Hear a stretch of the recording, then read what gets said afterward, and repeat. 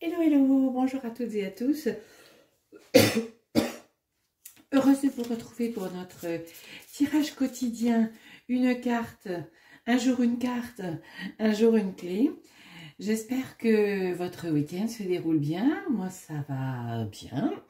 Le temps est peut-être pas forcément au rendez-vous comme on l'aurait souhaité, mais bon, je suis sûre que vous avez trouvé plein d'activités à faire, même sans forcément avoir le soleil à l'extérieur. Et que eh bien, ce lundi va bien se passer. Lundi, donc, démarrage de cette nouvelle semaine. On va donc voir quelle énergie va nous accompagner tout au long de cette journée et quelles clés elle va nous apporter pour en profiter au maximum. Je vous rappelle que ce tirage, il est quand même général, intemporel. Si vous souhaitez une personnalisation, eh bien, vous regardez toutes les indications qui sont dans la vidéo. Et puis, je vous rappelle que je vous propose, pour aller un petit peu dans la personnalisation du tirage, justement le tirage énergétique de la pleine lune le 4 juin à la prochaine pleine lune, bien évidemment, où là, vous pourrez me poser une question et à laquelle je répondrai, et je vous donnerai 2 cartes supplémentaires, 2 cartes bonus, une correspondant à l'énergie qui va vous faciliter les semaines jusqu'à la prochaine lune du mois de juillet, et puis l'énergie qui pourrait éventuellement vous freiner, vous mettre en alerte, en tout cas sur lequel il faudra être vigilant. Donc là aussi dans la vidéo, dans la descriptive, en dessous de la vidéo, vous avez toutes les indications. Une fois que j'aurai fait le tirage au plus près de la pleine lune, et bien dans les 48 heures qui suivront, je vous enverrai une vidéo avec votre tirage personnalisé et vos cartes bonus. Voilà, j'espère que ça vous plaira. En tout cas, moi je le fais avec grand bonheur et grande envie de vous guider et de vous montrer justement la force des 22 arcanes du tarot. Allez, aujourd'hui, on va prendre ce petit tarot Rider-Waite que j'aime bien. Avec ces cartes, on dirait presque qu'ils font des hologrammes. Eh bien, allons-y. Allez, quelle est la carte qui vient aujourd'hui? Eh bien, la carte aujourd'hui qui vient, c'est l'ermite. Bien, vous voyez, ces cartes, hop, elles se... Pourquoi je dis hologramme?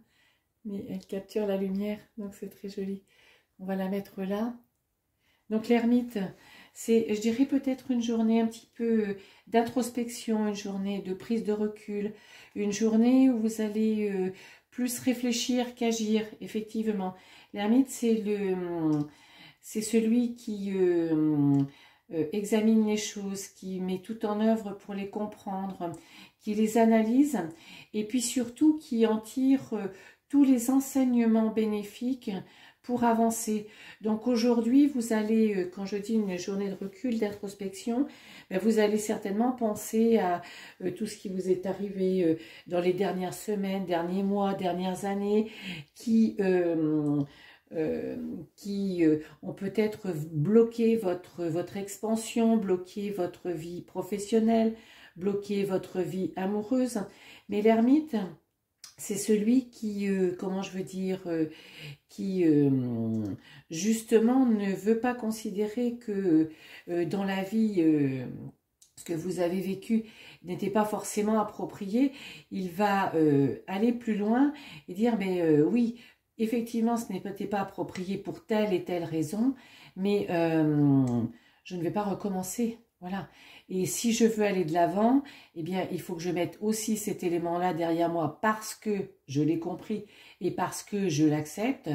Et j'avance à l'instar de cette compréhension. Vous voyez, il s'éclaire l'avenir grâce à son passé.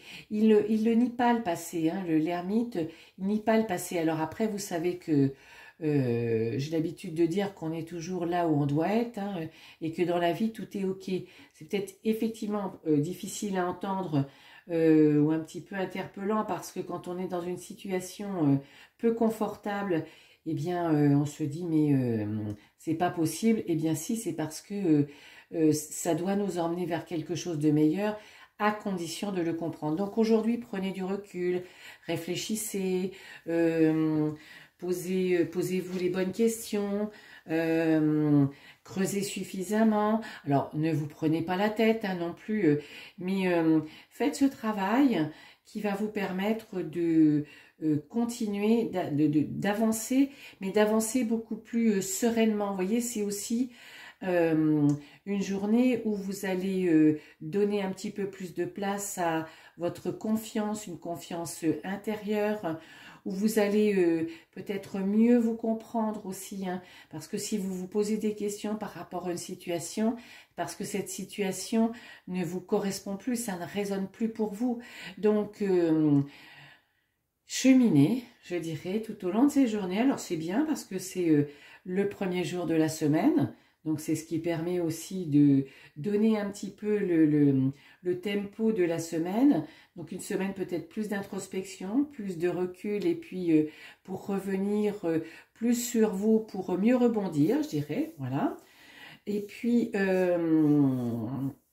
une journée aussi de repos, hein, je pense, pour certains d'entre vous, même si c'est vrai que ce 8 mai, pour certains, vous allez peut-être travailler, continuer à être dans votre activité professionnelle. Ça n'empêche, voilà, posez-vous, prenez le temps nécessaire à cette introspection, parce que c'est cette introspection et cette compréhension qui va vous permettre de rebondir.